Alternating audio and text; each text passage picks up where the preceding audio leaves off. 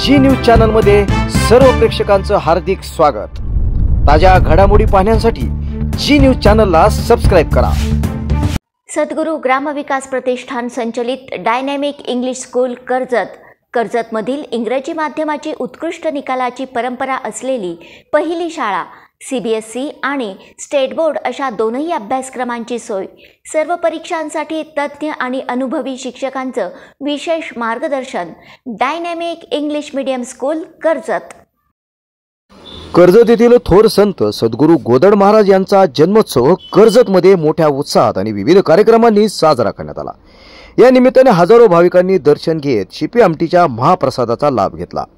ग्रामदैवत थोर संत गोदड महाराज यांचे कर्जत हे आजोळ आहे। कर्जत येथील पाटील गल्ली या ठिकाणी जन्मस्थळ असून या ठिकाणी विविध कार्यक्रमांचं आयोजन करण्यात आलं होतं। या निमित्ताने हरिभक्त परायण दयानंद महाराज कोरेगावकर यांच्या कीर्तनाचा कार्यक्रम, या कार्यक्रमाचे खास निमंत्रक होते प्रवीण घोले पाटील। पाहूया दयानंद महाराज काय म्हणाले। शेजारी पाजाऱ्यांना विचारलं की आपण घेतली पण नाही, मग आपल्या धर्मपत्नीला जिजाबाई जिला आवली या नावाने ओळखलं जातं त्यांना विचारलं की आपण याच्यातली पानं घेतल्यात, ते म्हटले हसले त्या असं केलं। म्हणजे बायको जर आपल्या ठेवीतलं काही हंज असलं आणि जर विचारला पण सहज की याच्यात 5,000 कमी वाटतात, आपण घेतल्यात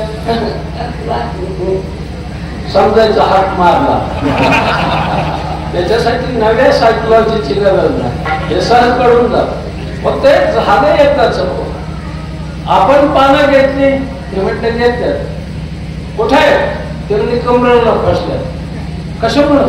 तुम्ही तर अक्षरशः तुम्हाला लिहिता वाचता येत नाही, मग ही पानं कमरेला का फसली? त्या हसल्या, त्या म्हणजे मला माहित आहे मला लिहिता वाचता येत नाही, पण एक अनुभव नाही की ही पानं 13 दिवस पाण्यात होती पण बुडली नाही। मला बी ही बारीवर पाण्याला जावं लागतं, मी जर घसरून पडले तर ही पानं मला टाकल्याशिवाय राहणार नाही, आईसा घाचा हे अनुभवाचे हे सांगत। तसं आमच्या नाथबाबांनी भागवतामध्ये लिखाण हे वाराणसीमध्ये केलं, काशीमध्ये। हो, त्याही वेळेस तिथल्या पंडितांनी तो ग्रंथ भागवत गंगेत समर्पण करायला लावला। गंगा मायाने आपल्या हातावर एक हात वर आला, ते रत्नजडित कंकण ते पाहिली, लोक चमकली, डोळे झाकले माणसाने। ही भागवत नाथांच्या स्वाधीन केलं। कुठेतरी त्या अक्षराला एक अलौकिकत्व प्राप्त झाल्याशिवाय समाज मान्य करत नाही।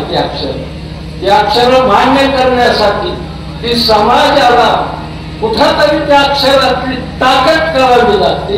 म्हणून एक अभंगाचं पान आपल्या जीवनाला शान प्राप्त करून देईल, मान प्राप्त करून देईल, सन्मान प्राप्त करून देईल। मायबाप एक पान ज्याने गाथाच बघितला नाही त्याचा माथा महाराष्ट्रात जन्माला आला, हे दुर्दैव आहे मायबाप। तो तिकडे जन्माला यायला पाहिजे, सीमेच्या पलीकडे भाग्यवान आहेत आपण, इथे जन्माला आणि गोदड महाराजांच्या पुण्यभूमी जन्माला। काय त्या मातोश्रीनी चंद्रभागा मातेने पुण्य केलं असेल, किंवा या घराण्याची तोरणमत पुण्य असेल की भोसले घराण्यासारखं संबंध जोडायला मी पुण्य लागते। नाहीतर संबंध नाही जोडले गेले किंवा खानदान नाही जोडली गेली, बिघडून जातं बरं का निंबाळकर महाराज तुमच्यासाठी सांगतो। खास संबंधाला फार महत्व असतं।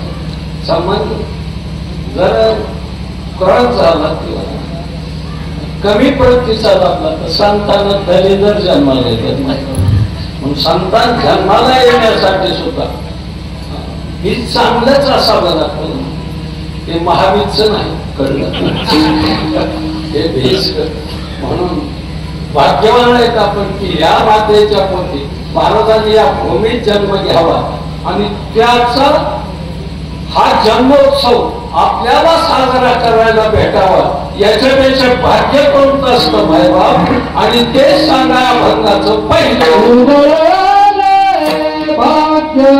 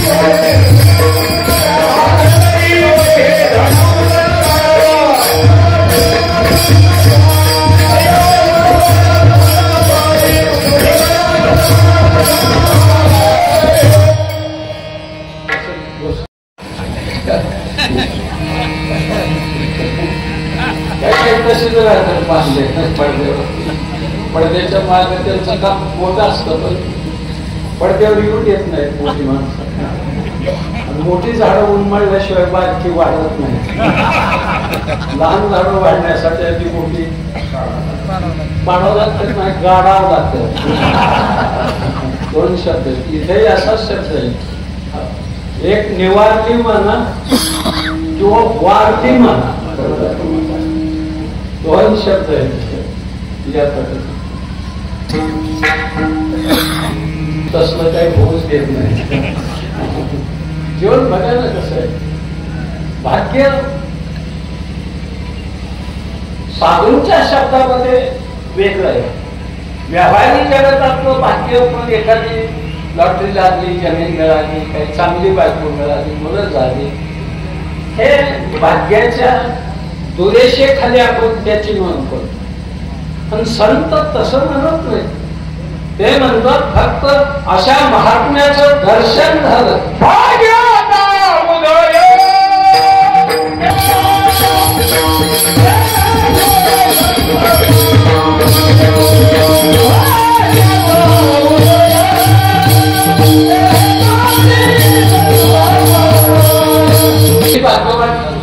महाराजांना आपल्याला या ठिकाणी पाहता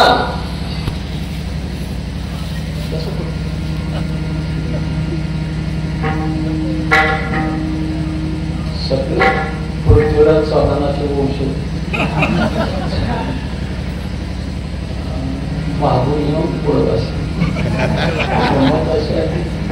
त्याच्याही मार्ग वेगळा लागलाय का काहीतरी बोललाय बोलते ती मोठी माणसं आली मराठीची दायरा चालली आहे अमृताची पहिला जिंकणारी मराठी मात्र याने नष्ट करायचं चालू वाणीत बाधितलेच नाही होत कारण आतच पवित्र नाही पण वाणीतून निघत नाही आतच अपवित्र आहे सगळं त्याच्यामुळे वाणीतून चांगला शब्द निघत नाही रसायन मधुर हे स्वजन या शब्दांना त्यांच्याकडे स्थानच असं वाटतं कधी कधी ते सोडून द्यावं काय आहे या भाषेसाठी किती झगडतात माणसं नाही याची किंमत मोजावी लागेल महाराष्ट्राला एके दिवशी ही जर जतन नाही केली आपली संस्कृती, आपली विचारधारा, आपली बोली भाषा, जे आपलं आहे ना त्याचं जतन केलंच पाहिजे. झगडावंच लागतं, त्याला झोकून द्यावं लागतं. झोकून देत नाहीत माणसाने. ज्याने झोकून दिलं ना त्याचा भाग्योदय होतो. माहिती प्रयत्न करत राहा. ज्ञानोबाराय म्हणतात भाग्य बदलतं भाग्याने मिळतं, उद्यमाचे निमिषे समृद्धी जाता पैसे घराने गे भाग्य व्यवसायाने मिळतं फळा.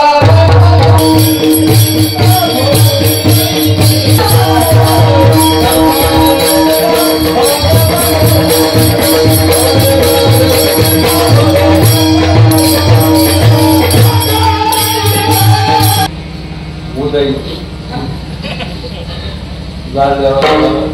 वातावरणात चांगलं निर्माण होतं. फकीर घरी बरोबर घेऊन फिरले आणि महाराज फकीरच होते, त्याच्यामुळं उदी वापरली जाते. फकीर म्हणजे काय हो, गोड वाक्य सांगतो कदम साहेब आपल्याचं जीवनात ज्याला कशाचीच फिकीर नाही त्याचं नाव फकीर.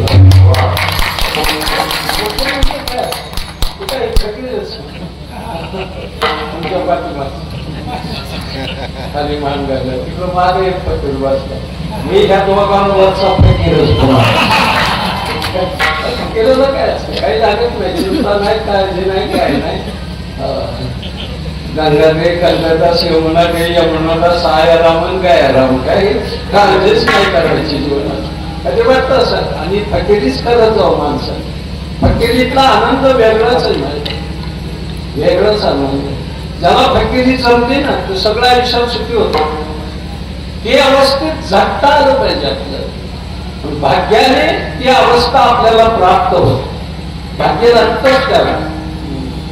एक हिंदी दोहा है, भाग्य भी कुछ नहीं मिलता एक फुटी बदाम म्हटले. भाग्या वाचून एक फुटका बदामाचा तुकडा सुद्धा भेटत नाही. भाग्य नसेल तर भाग्य असेल ना काही मिळत, काही मिळतं म्हणजे आलोट मिळत, गेलेलंही परत येत. त्याला नवस कोडला म्हणतो. मिळालं माझं मला म्हणून गंमत आहे. पण हा तुकोबारायांच्या दृष्टीने संत दर्शनात भाग्य मानलं त्याने स्वतःला. पण या संत दर्शनाचा परिणाम काय आपण नाही घेतलं, दुसऱ्याला संधी नाही दिली तर काही मागायला जातील तशीच. म्हणून डबल साधी मुद्दाम म्हणायला सांगतो की त्याच्यात आणखी 2 गडी भागून जावं. नाही तसं होतं.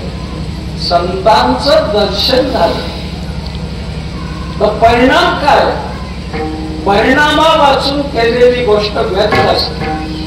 परिणाम असा बघा, संतांचं दर्शन झालं की तुकोबाराय म्हणतात देव जोडला जातो. पण इथं शब्द वापरताना पद्म, ज्यांच्या पायावर पद्म आहे असा जो नाभी म्हणणारा कधीच भीती दाखवणार नाही. नाभी हा शब्द तुमच्या माझ्यासाठी वापरला की घेऊ नको.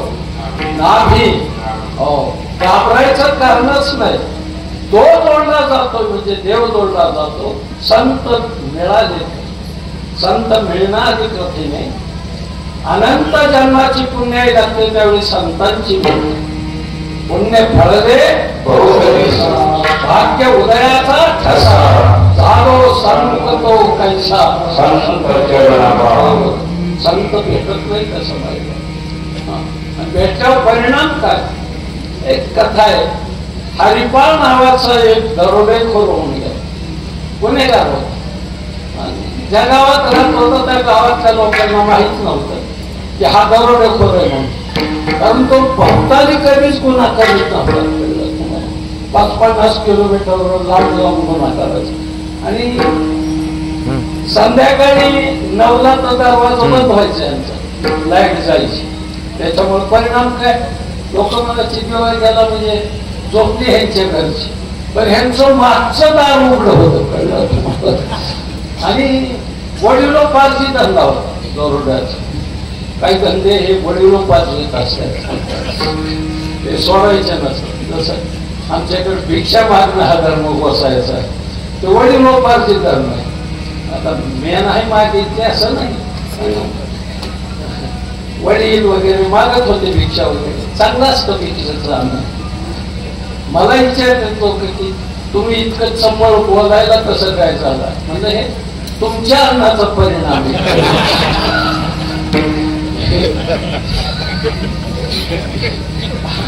अन्नाचा परिणाम भोगावाच लागतो, त्याला काही इलाज वगैरे नाही. म्हणून हा जीवनात जे अन्न करतो आपण त्याचे परिणाम भोगावेच लागतात, त्याच्या होतातच परिणाम. अहो दुर्वासाला एकाने विचारलं की पांडवाला काय म्हणून छालता तुम्ही, काय म्हणून त्रास देता त्या चांगल्या माणसाला? म्हणलं माझा दोष नाही, मी दुर्योधनाच्या जेवलोय. दुर्जनाच्या घरचं अन्न खाल्लं तरी सज्जनाची बुद्धी बिघडून जाते, राहत नाही. पण सज्जनाचा एक क्षण कधी सहवास झाला तरी आयुष्य बदलून जात. एका क्षणात दुसऱ्या क्षणाची गरजच नाही. आणि दुर्जनाचं एक वाक्य सज्जनाचं आयुष्य फार वाटोळ करतो, बर्बाद करतो. माहिती दुर्जनाकडे त्याची बुद्धिच ती असते. म्हणून नारदी भक्ती सूत्रात एक सूत्र घातले, दुर्जन संग सर्वथैव वर्ज म्हटले. दुर्जनाची संगतीच नको. हाही संगती फार भयानक आहे, बेकार संगती. दुर्जन थोड्या वेळ जरी चालला आपण त्यांच्या चाललो तरी सुद्धा परिणाम होतोच. हे काहीतरी शिकून जाणारच तेवढ्या काळामध्ये. मी एका जणाबरोबर चाललो, मला माहित नव्हतं हे दुर्जन आहे.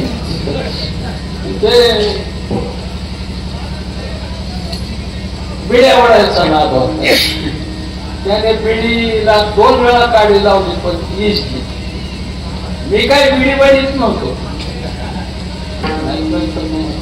मी त्याच्या हातात ती काढीची पेटी घेतली, व्यवस्थित बिडी पेटून दिली. महाराज म्हणला तुमच्यामुळे माझं फार चांगलं झालं. शेवटची काढी होती, शेवटची काढलेली बिडी. तर म्हणलं याला इतका बिडी पेरल्यावर आनंद होतोय, आपण दोन झोंका हाणलं तर काय वाईट होईल. थोडासा संघ सुद्धा तळे राम बनवतो माणसाला. एका क्षणात राम गणेश गडकर यांचा तळे राम बनवतो, रात नाही मिळत. एक क्षण संगती कशासाठी बोलतोय मी, संतांच्या संगतीबद्दल बोलतो. भूमिका करा त्यांची नुसती. तुम्ही राम प्रभूला कधी पाहिले? त्याचा त्या काळामध्ये फोटो काढण्याची व्यवस्था होती. प्रभूच्या काळात 5000 वर्षापूर्वी काही अशी सुविधा नव्हती. मग आज आपण जो रामप्रभूला पाहतो ती त्याची भूमिका केलेल्या नटाची प्रतिकृती असते. काय बोलतो मी, अरुण गोयलला पाहतो आपण त्याच्यात, बरोबर आहे? अरुण गोयलच नाही, त्याने रामायणाची भूमिका. तुकोबरायांकडे पाहताना काय पाहतो आपण, मला कधी कधी वाटत, अरे ज्याची भूमिका अजरामर झाली, ज्या तुकोबरायांची भूमिका करणारा तो पागनीस, त्यांचं नाव काय, विष्णुपंत पागनीस, तुकोबरायांची भूमिका केली होत्या माणसाने. आणि तो चित्रपट इतका चालला, वर्ष त्या टाकीला तो चित्रपट बदलला नाही, इतका चालला. आणि पूर्वी पद्धत अशी होती, त्या अगोदर मानधन मिळत नव्हतं, चित्रपट चालला तर पैसे मिळायचे. त्या निर्मात्याला वाटलं एवढा मोठा चित्रपट चाललाय, ते काही पैसे घेऊन विष्णुपंत पागनीसाकडे आले, म्हटले हे मानधन तुम्ही. ते म्हणजे मला नाही पाहिजे. त्याला वाटलं कमीत काय, म्हणून त्याने डबल केलं. ते म्हणजे नको, 4 पट पैसे केले. म्हणून नको. ते म्हणजे का नाकारताय पैसे? ते म्हणजे मी ज्या भूमिका केली तो खूप बरं, शिवरायाने पाठवलेल्या नजराण्यावर तुळशीपत्र मी त्या ठिकाणी ठेवलं.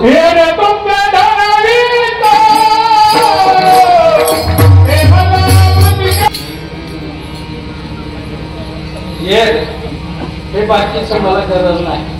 हे म्हणजे ज्या भूमिकेशी मी तादात्म्य केलं होतं आणि शिवरायाचा नजराना परत पाठवला, ती भूमिका मी आज जर हे पैसे घेतले तर ती भूमिका फार होईल म्हटले. आयुष्यभर नाही वाप घेतला पैसा एवढंच नाही, पण तुकोबरायचा ड्रेसमध्ये पोशाखात आयुष्यभर ज्या माणसाने तोच पोशाख वापरला हो, दुसरा नाही.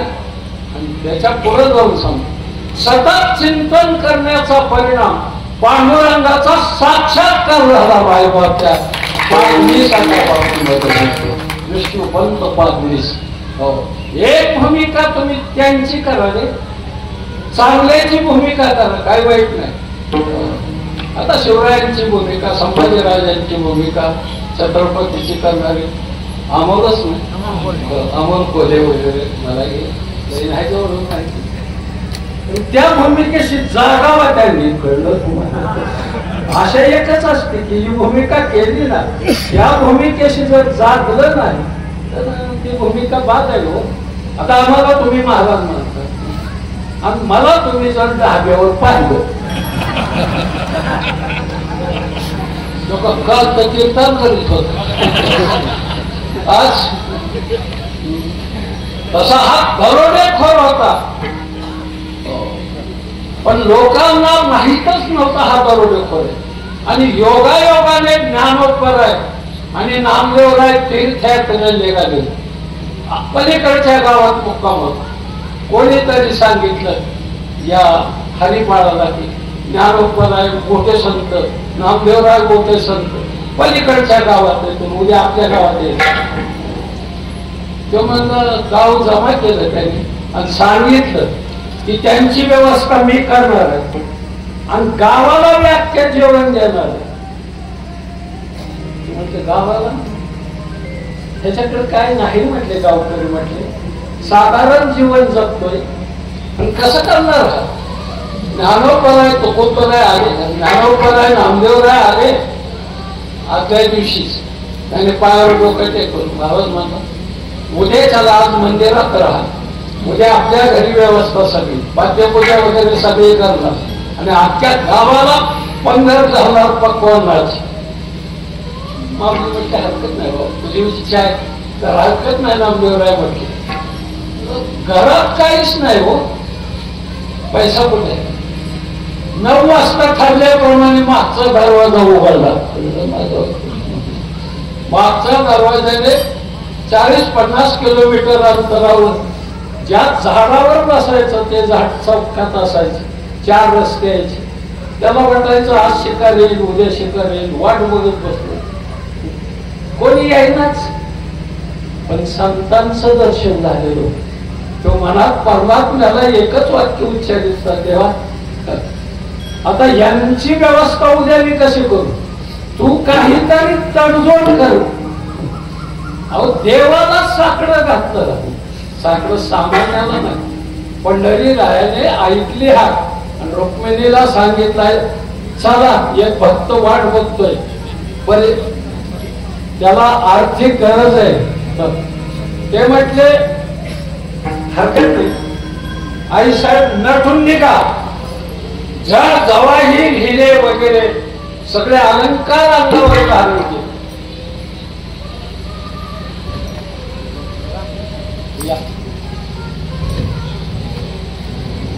अलंकार कोणी सगळ्या रत्नजडित अलंकार वापरायचे. आणि नरवा नावाचा दागिना असायचा, जो कोल्हापूरला उपलब्ध आहे. आज कोल्हापूरलाच मिळतात दागिने सगळे. गुजरी नावाची पेठ आहे, काय त्या गुजरीमध्ये ते दागिने मिळतात. सगळे जगातले नंबर 1चे दागिने गुजरी पेठेमध्ये मिळतात. पुन्हा एका कवीने म्हटलंय गुजरीत बसून सोन्याचा डाग तुम्ही घालवा, चला उठा दाजी पुढचं ना काय काय गोष्टी समजून घेतल्या. म्हणून ते मरवा म्हणून दागिना ते कपाळावर पदक असायचं सोन्याचं आणि साखळी पाठीमाग ती वेणीतून गुंतलेली असायची आणि ती साखळी जमिनीला टेकायची. पाठीमाग बसली की बाई की ती साखळी जमिनीला टेकायची. त्याच्यामुळं मेंदूला आर्थिक व्हायची. कळलं तुम्हाला? त्या काळात त्याच्यामुळं बाहेर शांत राहायच्या, चांगल्या राहायच्या. तुम्हाला आवाज तकलीफ देते का? रुक्मिणीला भगवान सांगतात असे जड जवाई हिरे नको, सोन्याचे अलंकार घाला. किंवा का हे जड जवाई त्या गावात इकल कटत मोडलं जाणार नाही, सोन्याचे अलंकार घातले साहेब. आले छाकडा होता, पैसे जोडलेले त्याला तट्ट्यावरून पहिला तट्टे असायचं बाजूच्या बाजूला, आज त्याला दोन लोड. स्वतः भगवान ती बैलगाड्या हाकायचा. त्याला यायला काय उशीर हो, तो लगेच लगे गाडी जवळ घुंगरी वाजायला लागली गाड्यातली बैलाची. पूर्वी बैलांच्या गाड्यात घुंगरी होती. ही बऱ्याच बैलांच्या लक्षात नाही की आपल्या वेगळ्यात आहे घुंगरी. असं काय मजा आहे मोठी. जवळ गाडी आली, गाडी जवळ आली आली आली अशी जवळ अशोक दरोडेखोर वर बसलेलाच होता. त्याने वरूनच उडी टाकली गाडीच्या पुढे, उधार खाली. आता त्याची भाषा काय दरोडेखोराची, यावर जावर, ती काय सदाशिव पेठेतली मुलाला खबर देतात नाही, ती भाषा झालं का धरूनच वळलं. हे वयस्कर रूम घेतलेलं पडलेलं आहे. शेठाने बी वयस्कर त्या मापात उधार खाली. म्हणलं पण मॅप केलंय का, काय केलंय मी? ते म्हणजे दागिनं काढ. म्हातारपणीचं एवढंच आहे आमच्याजवळ, काढ म्हणतोय. म्हणजे पण इतकी बळजबरी कशामुळं? मग मी उद्या संतांची पूजा कशाने करायची? मी पूजा करायला मला सगळं हे सगळं खासासाठी गरज आहे. जिवंत राहायचं असेल तर उतर राहील अरे, ज्याच्यामुळं जर संपूर्ण विश्व चलय त्याला अचल बनवाय निघालेला गडी होता. हो, मला या शब्दातला अर्थ समजून घ्यायचा. काही शब्दात त्या अर्थ न कळल्यामुळे बराच गोंधळ होतो. आणि मग झालं एकदाच वळलं खाली, उतरलं. रुक्मिणी साहेबाला उतरलो खाली. सगळे अलंकार काढून गेले, फक्त बाटल्या राहिल्या. मंगळसूत्र ठेवतो मला, आमच्यात पद्धत नाही अशी. दरोडेखोर जरी असलो काय झालं म्हणून सौभाग्याचं येणं चोरीत नाही. आता सौभाग्याचं येणं चालू गाडीतून पळून घेणारी दरोडेखोर बेकार, त्यांना काय करायचे? झालं वळलं. ते बाटल्या होत्या हातात, ते म्हटलं एवढ्या बाटल्या त्या म्हणजे म्हणजे माहेरचं एवढं तरी काळ मला माहेरचा असू नये, सासरचं सगळं घेतलं. द्यायलाच आला होतो तो, द्यायला आला होता. हे गॅस नेण्यासाठी नाही. आणि भगवंताने आपलं उपर्ण काढलं त्याच्या पुढं काढलं की म्हणलं ही कशात बांधून नेशील? ही व्यवस्था करावी ती भगवंतानेच करावी. कशात बांधून नेस? बांध गठोड. पण गठोड बांधून हात जोडले बांधवण्याला. ते मला एक विनंती म्हणजे काय, उद्या जे संत तुझ्या घरी यायच्या त्याच्यावर पद्धत तू घालायचा. मला त्यांचं दर्शन करायचं योग जर आला तर बरं झालं. मी येऊ का तुझ्या गावाला? तो म्हणला नको. म्हणलं पण विरोध का करता तुम्ही? तो म्हणलं तिथं गेला फुटला म्हणजे तो तिथं गेल्यावर जर म्हणला की हे सगळं माझ्यामुळे माझ्या अलंकारातून माझी क्रिकेट काय सांगायचं नाही म्हणलं. नको नको म्हणलं. नाही सांगशील एखाद्या वेळेस. ते म्हणलं नाही सांगायचं. शपथ घे. कोणा शपथ घेणार? ते म्हणलं तिचे शपथ नाही सांगायची. अत्यंत प्रिय वस्तू व्यक्तीच्या बद्दल शपथ घ्यायची असते, गळ्याची दुसऱ्याची वगैरे. जी सगळ्यात प्रिय वस्तू असेल त्याची शपथ घे. तुझी आन वाहिल का बहु आवडशी जीवा, तुझी आन वाहतो, तुम्हाला जीवापेक्षा देवा आवडतो. देवाची जाणीव त्याच्याच आवडीचा देवा ते म्हणजे हरकत नाही. पण घरी येऊ नको, देवळात थांब. तुमच्या देवळात थांबतात, देवळात आले काय थाट केलं त्या हरिपाळाने माझ्या ज्ञानोबा नामदेव रायाचा सगळा समाज रांगोळ्या काढल्या मंदिरापर्यंत फुलाची शेज घातली. अख्ख्या आचार्य बोलवलं वगैरे सगळं स्वयंपाकाच्या सुपारी वेगळे वेगळे दिले. एवढा थाट केलेला चौरंग मांडल्या, 2 दाबाराला हरिपाणी तापवलेलं. आहो ज्ञानोबा घेऊन नामदेव रायाला घरी आलं, चौरंगावर बसवून. त्याची पत्नी आणि ती स्नान घालत होती देवाला. मायबाप काय भाग्य असेल, कोणाच्या नशिबात मिळतं. नामदेव रायाला ज्ञानोबा रायाला स्नान घालत होत, उठणं लावलेली काय अंगात सुगंध वाहतो आणि तिथलं पाणी तिथला चिखल आपल्या कपाळाला लावला. भाग्यवान आहे मी. ह्यात माझ्या घरी ज्ञानोबा राय नामदेव राय आले. म्हातारी सगळं झालं, त्यांच्या मार्ग येऊन बसली. आता ओवाळायचंय नामदेव रायाला, ज्ञानोबा रायाला ओवाळताना सहज नामदेव रायाने मार्ग पाहिलं. आई साहेब पंढरी आहे आणि त्यांच्या देखत आपण ओवाळून घ्यायचं. माघारी वळले ही 2 जण आणि दोघांच्या पायावर डोकं टेकवलं. ते म्हणलं ह्या म्हातारीच्या पायाला काय पडता तुम्ही? तुम्ही ह्यांची तुझी ओळख आहे का? ओळख नाही ओळख माझी. अरे नामदेव राय सांगतात हे आमचे आई बाप आहे. तुम्हाला मेलो गड्या. अरे तुमचे आई बाप जर हे आहे तर हे तुमच्यासाठी केलेला खर्च कुणाचा आहे? हा खर्चच मी त्यांना लुटून केलेला आहे बायबाप. बस संतांचं दर्शन झालं की पांडुरंगाचं दर्शन पद्मनाभ तो जोडतो. आता तरकारी पिकं, फुलझाडं, फळझाडं आणि आयुर्वेदिक वनस्पतींची रोपं आपल्या कर्जतमध्ये. गुरुदत्त उद्योग समूहाने सुरू केलेल्या गुरुदत्त नर्सरीला भेट द्या आणि आपल्याला जे हवं ते घेऊन जा. शेतकरी बांधवांसाठी सर्व प्रकारची तरकारी पिकांची रोपं, त्याचबरोबर आकर्षक फुलझाडं, फळझाडं आणि आयुर्वेदिक वनस्पतींची रोपं मिळण्याचं विश्वासार्ह, खात्रीशीर ठिकाण म्हणजेच गुरुदत्त नर्सरी. गुरुदत्त नर्सरी एवढंच नाही तर शेतकऱ्यांच्या मालाला योग्य भाव देण्यासाठी लिंबू खरेदी केंद्रही सुरू. मग वाट कसली बघताय? एकदा भेट द्याच. गुरुदत्त नर्सरी, प्रोप्रायटर दादा गोविंद धुमाळ आणि प्रोप्रायटर मनोज दादा निलंगे. ठिकाण निलंगे ग्रीन सिटी, कर्जत राशीन रोड, कर्जत. संपर्क 8600 22 68 68, 8208 58 52 02 आणि 9404 12 00 69.